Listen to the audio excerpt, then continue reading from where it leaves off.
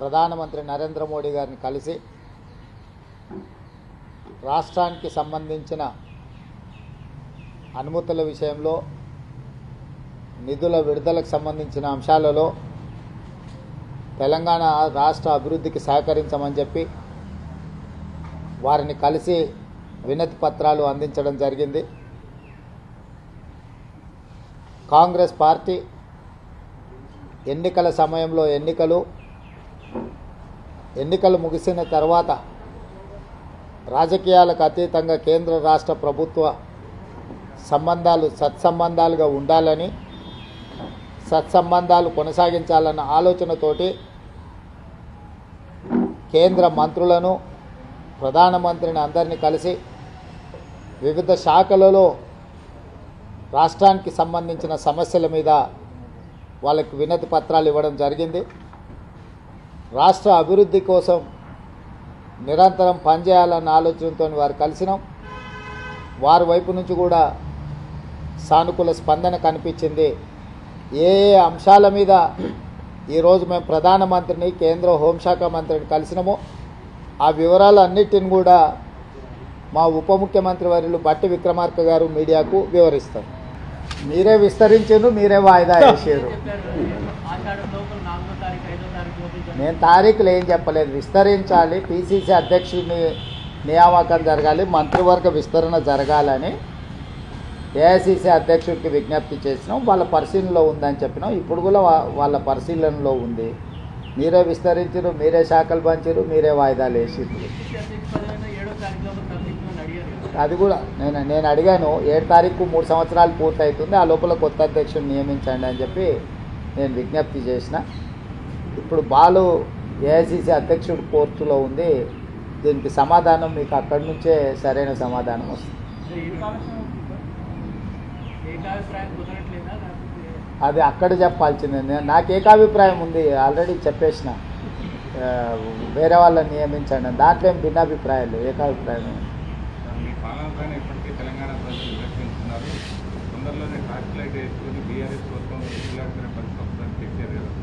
వాస్తవమే కదా. బీఆర్ఎస్ ఎక్కడుందో ఇప్పుడు టార్చ్ లైట్ వేసి ఎత్కాల్చింది కదా. ఏడుంది బీఆర్ఎస్? సింగిల్ సీటు కూడా పార్లమెంట్లో లేదు. పార్టీ పుట్టినప్పటి నుంచి 25 సంవత్సరాలలో ఇంత దీనావస్థ ఎప్పుడూ లేదు. ఇప్పుడు ప్రజలు కాదు, కేసీఆర్ కూడా బీఆర్ఎస్ ఏడుందని టార్చ్ లైట్ వేసి ఎత్తుకోవాల్సిన పరిస్థితి వచ్చింది. కాలగర్భం కాదు, గత చరిత్ర బీఆర్ఎస్ అనేది. బీఆర్ఎస్కు గత చరిత్ర ఉన్నది కానీ భవిష్యత్తు లేదు. నిన్న లక్ష్మణ్ కూడా రాష్ట్రపతి ప్రసంగం ధన్యవాదాలు మాట్లాడుతూ 5 నెలలకే విసిపోయారు ప్రజలు, ఇప్పుడు మార్పు కోరుకుంటున్నారు, ఎప్పుడు ఎలక్షన్ జరిగినా బీజేపీ రావడం ఖాయం. ఎప్పుడు జరుగుతుందని వారి ఉద్దేశం? ఏమో మీ మీద మరి అంత నమ్మకం ఉంది, ఎప్పుడైనా జరుగుతుంది వాళ్ళ కోరిక. ఉత్తరప్రదేశ్లో వాళ్ళ ప్రభుత్వం మొన్ననే వచ్చింది, ఏం జరిగింది? మణిపూర్లో వాళ్ళ ప్రభుత్వం ఉంది, ఏం జరిగింది? మహారాష్ట్రలో వాళ్ళ ప్రభుత్వం ఉంది, ఏం జరిగింది? ఇట్లా వివిధ రాష్ట్రాలలో భారతీయ జనతా పార్టీ అధికారంలో ఉన్న రాష్ట్రాలలో ఆ ప్రభుత్వాల మీద విరక్తి చెంది ప్రజలు ఇండియా కూటమికి అత్యధిక సీట్లు గెలిపించిండ్రు. భారతీయ జనతా పార్టీ నాయకులు ఎవరైనా మాట్లాడే ముందు వాళ్ళ పార్టీ యొక్క దీనావస్థ దాన్ని పరిగణలోకి తీసుకొని మాట్లాడితే బాగుంటుంది. రెండవది, భారతీయ జనతా పార్టీ నుంచి కానీ బీఆర్ఎస్ నుంచి కానీ ఇంతకు మించి తెలంగాణ ప్రజలు ఏం ఆశిస్తలేరు. ఎందుకనంటే వాళ్ళ ఆలోచన, వాళ్ళ అక్కస అనేది ప్రజలందరికీ తెలుసు.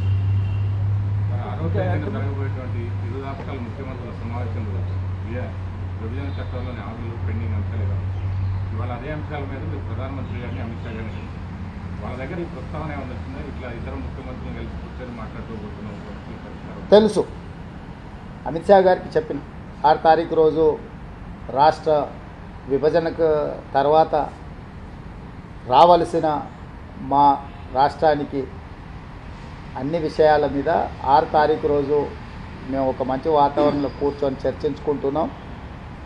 మీ సహకారం కూడా సమస్యల పరిష్కారానికి ఉండాలని అమిత్ షా గారికి చెప్పినాం. వారు స్పష్టంగా మీ సమస్యలు పరిష్కరించుకోండి, కేంద్ర ప్రభుత్వం వైపు నుంచి పూర్తి సహకారం ఉంటుందని వారు చెప్పారు. చాలా అంశాలు ఉన్నాయి, ఇంకా అది లిస్ట్ ఇస్తాను. 9th షెడ్యూల్ 10th షెడ్యూల్లో ఉన్న ప్రాపర్టీస్ కావచ్చు, ఇప్పుడు మా బట్టి విక్రమార్క గారు చెప్పినట్టు ఆ 5 గ్రామాలు భద్రాద్రి రాముడు గుడితో పాటు అక్కడ ఉండే దేవుడి మాన్యాలు ఇవన్నిటిని కూడా మన రాష్ట్రానికి సంబంధించి, అదేవిధంగా దీర్ఘకాలికంగా వాయిదా పడుతున్న నీటి పంపకాల విషయం కావచ్చు, ఇంకా ఎన్నో అంశాలు ఉన్నాయి. వాటన్నిటిని చర్చించుకొని ముందుకెళ్ళాలనుకుంటున్నాం. తెలియదు అసలు ముఖ్యమంత్రులు కూర్చున్నాక కదా ముఖ్యమంత్రుల స్థాయిలో పరిష్కారం అవుతాయా కావా అనేది తెలియకుండా ఎట్లా చెప్తాం. మా ఇద్దరి మధ్యలో పరిష్కారం కాగలిగినాయి. ఇరు రాష్ట్రాలు 20 ముఖ్యమంత్రులు కూర్చొని పరిష్కరించుకుంటారు. ఇంకేదైనా విషయంలో భిన్నాభిప్రాయాలు ఉంటే ఆర్బిట్రేటర్గా కేంద్ర ప్రభుత్వం ఉంది. కేంద్ర ప్రభుత్వం కూడా ఒకవేళ ఏదైనా విషయాలను పరిష్కరించలేకపోతే చట్ట ప్రకారంగా దానికి పరిష్కారం ఎట్లా కనుగొనాలో కనుగొంటాం ఇద్దరం కలిసి.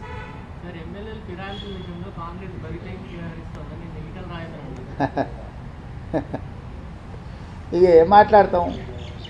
20 సంవత్సరాలు ఆయన ఎవరితో కలిసి తిరిగాడు, ఎవరితో అధికారం పంచుకున్నాడు?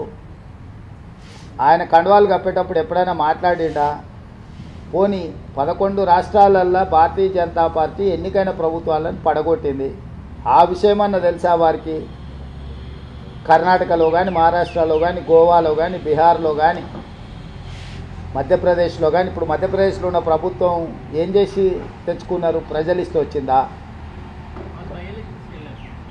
అవును, ఫిరాయింపులు చేసి తీసుకొని ప్రభుత్వాలను పడగొట్టి ఇవాళ మహారాష్ట్రలో వాళ్ళు చేసిన పనికి ప్రజలు ఏం తీర్పిచ్చిందో ఉంది కదా కళ్ళ ముందల. అంతగా కేసీఆర్ పట్ల వీరికి సానుభూతి ఏంది?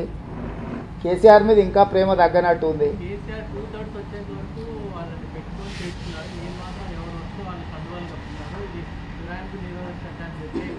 అని ఎవరంటారు?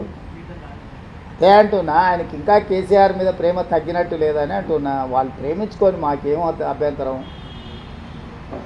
ఇప్పుడు ఇంకా వాళ్ళ నాయకుడు కేసీఆరే అనుకుంటున్నాడేమో ఆయన, నాకు తెలీదు. కాబట్టి గతంలో జరిగిన విషయాలను, గతంలో చేసిన పాపాలను, అప్పుడు సహకరించిన విధానం, వాటిని చూసినప్పుడు మేము చాలా ప్రజాస్వామికబద్ధంగా వ్యవహరిస్తున్నాం. ఎవ్వరు ఎలాంటి బాధపడాల్సిన అవసరం లేదు. ప్రజలకు మేలు జరగడానికి ఏం చేయాలనో ఆ ప్రయత్నాలన్నీ కాంగ్రెస్ పార్టీ చేస్తుంది. అసలైన తొలి వెలుగు. ఫాలో వాట్సాప్ @తొలి వెలుగు official.